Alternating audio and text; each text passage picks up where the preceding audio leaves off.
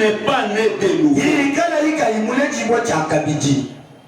Amen. Amen. Il ne peut voir le royaume de Dieu. Frère me dit dans le message intitulé vous devez naître de nouveau.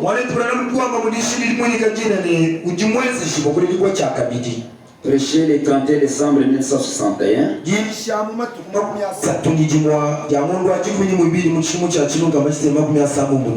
Tradition Shekinah. Au paragraphe 30. Il dit ainsi. Maintenant l'appelez-vous qu'il n'est pas dit. Vous devriez naître de nouveau. Mais plutôt Jésus a dit vous devez.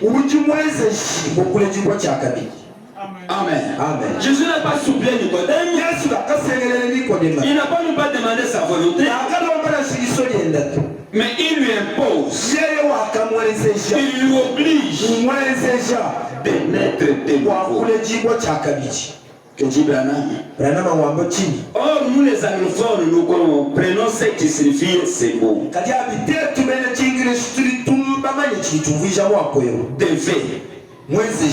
C'est-à-dire, il est obligatoire que vous les fassiez. Comme je l'ai dit la semaine passée. Que tu sois membre de Goshen Tabernacle. Que tu sois un visiteur. Que tu sois qui? Prédicateur, huissier, base, chaque croyant est obligé de naître de nouveau.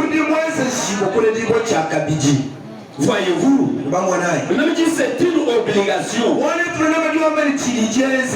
ce n'est pas vous devriez, il serait préférable que vous le fassiez, mais plutôt vous devez naître de nouveau. Or, si nous pouvions seulement prendre ce terme et l'étudier ce matin, ce qu'il signifie, combien c'est absolument impossible, et c'est si capital, et si important, il est tout à fait impossible d'entrer dans le royaume de Dieu, ou même de le voir avec le ciel, tant que vous n'êtes pas né.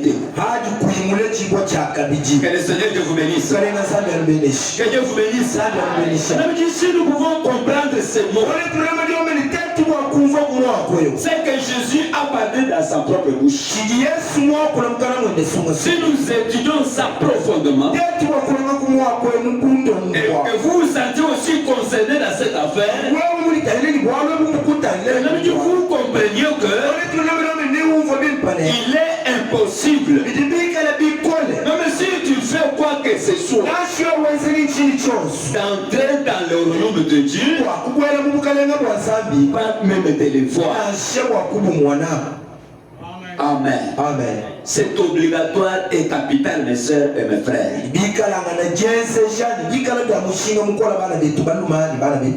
Pourquoi l'homme doit être né de nouveau? Quand un homme naît de nouveau, on dit que cette personne-là, il trouve une meilleure compréhension des Écritures. Comme Nicodème n'était pas né de nouveau, il ne comprenait pas ce que Jésus lui disait. Il se pose des questions. Un homme comme moi, avec tant de diplômes, avec des années que j'ai, il regarde sa grandeur. Comment il était connu, les années qu'il avait fait dans les lois de Moïse, de Mosaïque. Mon message est déjà 20 ans, 15 ans, 18 ans. On me dit de naître de nouveau aujourd'hui. C'est parce que Nicodème était charnel. Moi Jésus se pose la question. C'est pourquoi vous ne comprenez pas quand je vous vous parle des choses terrestres, les choses terre à terre. Et comment je vais vous parler les choses célestes pour comprendre? Et dans les églises, nous sommes allés très loin. Nous prêchons le Fils de l'homme, la révélation. Tandis que les gens que nous prêchons toutes ces choses-là ne sont pas à mesure de les supporter. C'est pourquoi ils ne les comprennent même pas comme il faut. Mais pour écouter bien la révélation, pour connaître Dieu et voir son royaume, il faut que l'homme naisse tout d'abord de nouveau. Amen. Amen. Donc pourquoi Djibo Mangalade? Paragraphe 29, Branham dit: tout doit mourir avant que vous puissiez avoir la vie. Amen. Amen. Chaque chose, les hommes ou les femmes, chaque graine, pour qu'elle se reproduise, cette graine-là doit tout d'abord mourir dans la terre. Frère Branham dit: la vie vient par la mort.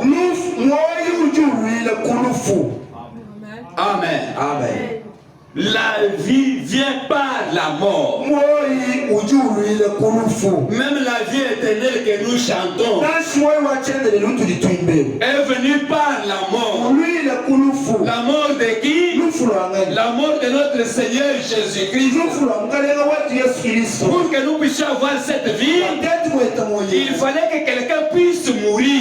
Et à travers cette mort-là, et la mort a produit la vie. Amen. Amen. Écoutez ce que vous avez dit. Prenez un grain de maïs et plantez-le. Si ces grains de maïs ne restent pas là, il ne doit pas seulement mourir, mais il doit aussi pourrir. C'est alors qu'il produira une nouvelle vie. À partir de ces gâchis, de pourriture, jusqu'à ce que l'homme aura fait que c'est fait sortir par les Saint-Esprit toute la psychologie faite de mains d'hommes. Et ce sera resté là jusqu'à ce qu'il ait pourri à ses propres idées. Alors, il recevra le Saint-Esprit. Quand vous réussissez à faire sortir de vous tous les credos et autres histoires, les débauches, l'adultère, le vol, le mensonge, vous faites tout sortir. Amen. Amen. Vous comprenez cela?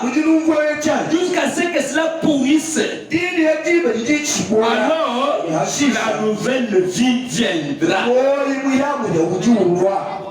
Pour naître de nouveau, vous devez mourir à toi-même.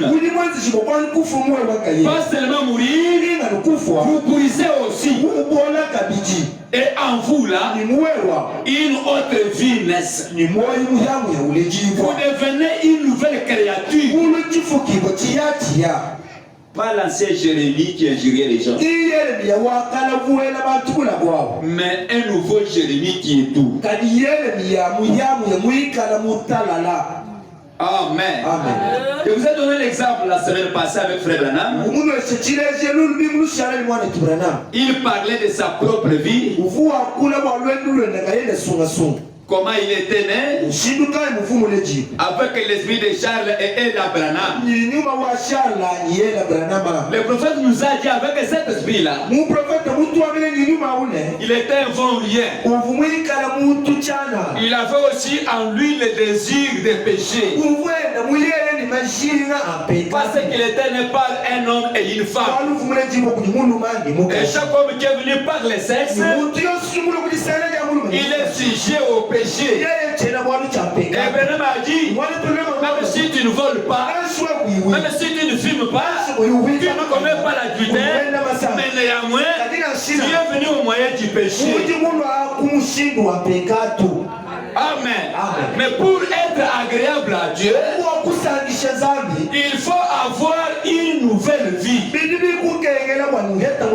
Pour que l'ancienne personne là, qui est dominée par le passé charnel, par l'esprit de ton père et de ta mère, cet esprit-là soit mort et pourri en toi. Que tu sois pris la sœur Marie qui était là la fois passée.